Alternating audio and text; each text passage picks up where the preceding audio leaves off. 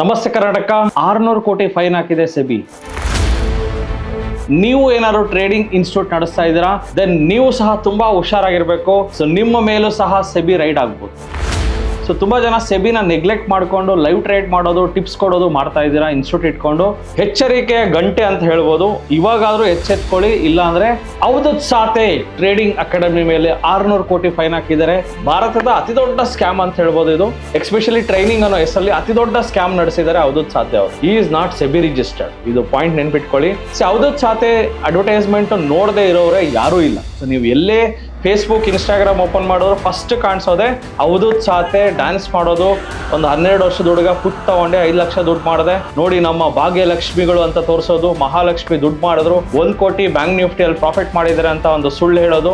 Complete ಒಂದು ಸುಳ್ಳಿನ ಕಂತೆಯನ್ನು ಕಟ್ಟಿರುವಂತ Avadhut ಸಾತೆ personal trading ಅಲ್ಲಿ 6 ಕೋಟಿ ಲಾಸ್ ಮಾಡ್ಕೊಂಡಿದ್ದಾರೆ. ಇದೊಂದು ಆಘಾತಕರ ಸುದ್ದಿ. ಸೊ ಸಾವಿರಾರು ಜನಕ್ಕೆ ಪಾಠ ಹೇಳ್ಕೊಡೋ ಮೇಷ್ಟ್ರೆ ಸ್ಟಾಕ್ ಮಾರ್ಕೆಟ್ ಅಲ್ಲಿ ಫೇಲ್ ಆಗಿದ್ದಾರೆ. 600 ಕೋಟಿ ದಂಡ ಕಟ್ತಾ ಇದ್ದಾರೆ. ಏನಿದು ಸ್ಟೋರಿ, ಕಂಪ್ಲೀಟ್ ಮಾಹಿತಿ ತಿಳ್ಕೊಳ್ಳೋಣ ಬನ್ನಿ.